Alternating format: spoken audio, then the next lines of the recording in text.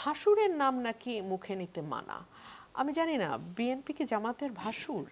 মানে চাঁদাবাজ বলছে ঠিকই, আমরা সবাই বুঝতেও পারছি কাকে বলছে। ধরেন আপনিও বুঝতে পারছেন নিশ্চয়ই, না হলে ওটার পরপরই আপনি বিএনপির তৃণমূলের চাঁদাবাজি নিয়ে প্রশ্ন করতেন না। সো এটা সবার কাছে পরিষ্কার যে জামাত আসলে কার কথা বলতে চায়, কিন্তু জামাত ওই নামটা মুখে নেবে না কেন?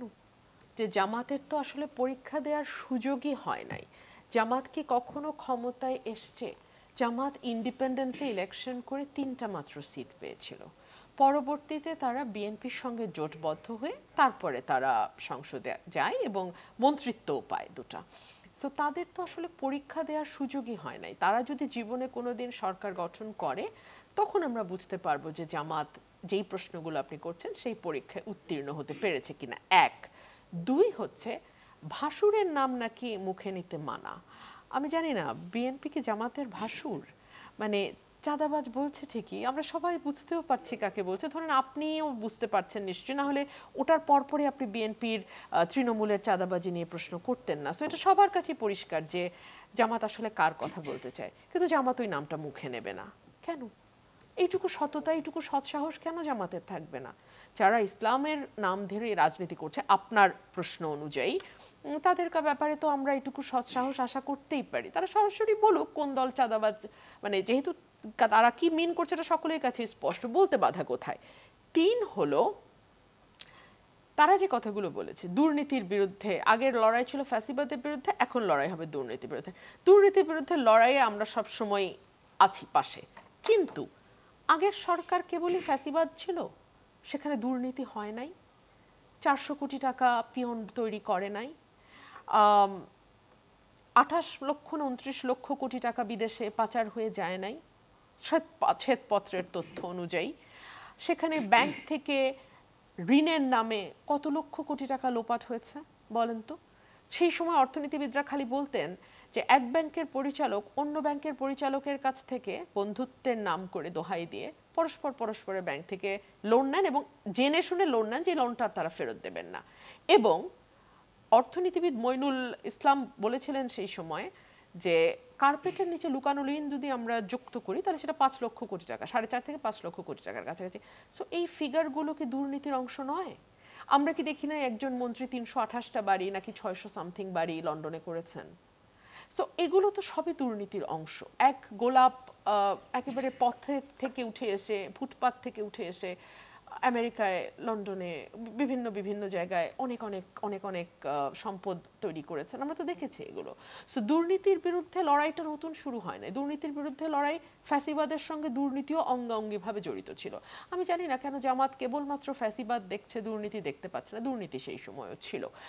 এবং তারা যে প্রস্তাবনা দিচ্ছে, তারা জনগণের কাছে যে ওয়াদা করছে, সেটা যদি জনগণ সত্যিই বিশ্বাস করে এবং গ্রহণ করে তাহলে জামাত ভোট পাবে, সেটাতে আমাদের কোনো আপত্তি নেই। এবং আমি মনে করি বাংলাদেশের কোনো রাজনৈতিক কর্মী কিংবা বাংলাদেশের কোনো সচেতন নাগরিকেরই সেই ব্যাপারে আপত্তি থাকার উচিত। কারণ আপনি ভোটের মাঠে কিভাবে আপনার প্রচারণাকে সাজাবেন, কিভাবে আপনার প্রতিদ্বন্দ্বী দলগুলোর ব্যাপারে আপনি প্রপাগান্ডা বলেন বা তথ্য বলেন, যেটাই বলেন, সেটা ছড়িয়ে দিয়ে তার ভোটটা কমিয়ে আপনার ভোট বাড়াবেন, এটা একেবারেই আপনার দলীয় কৌশলের ব্যাপার।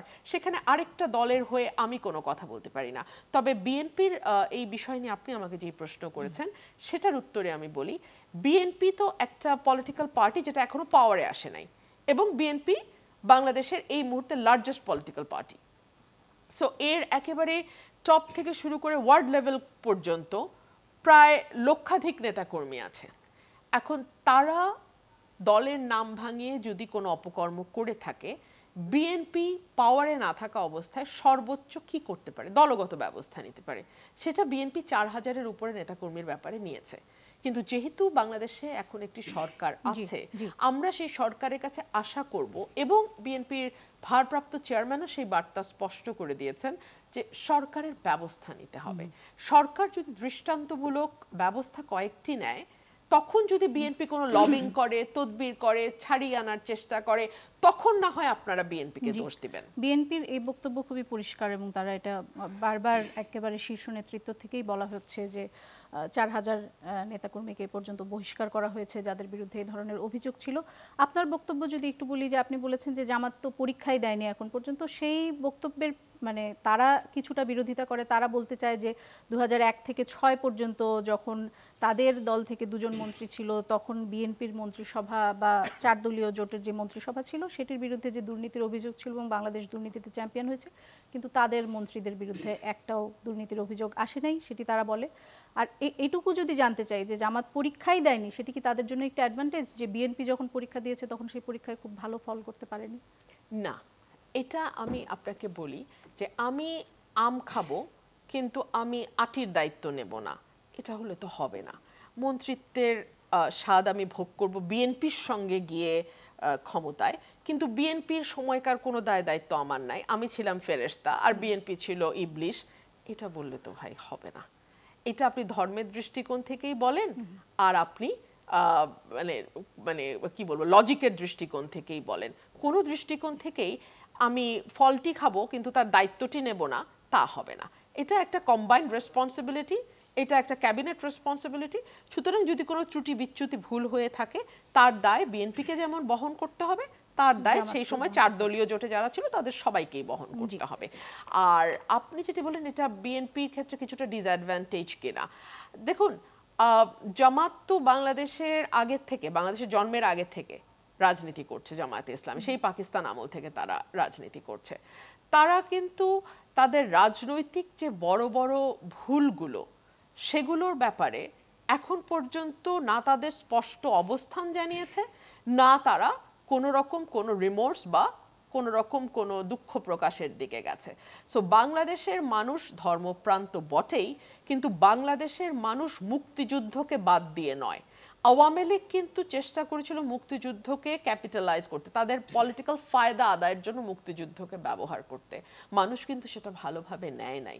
সে কারণেই তুমি কে আমি কে রাজাকার রাজাকার, কে বলেছে স্বৈরাচার স্বৈরাচার, এই স্লোগানটা বিশ্ববিদ্যালয়ের ভিতর থেকে এসছে। সো মুক্তিযুদ্ধকে এই যে পলিটিক্যাল হীন স্বার্থে ব্যবহার করে, এটা মানুষ ভালোভাবে নেয় নাই।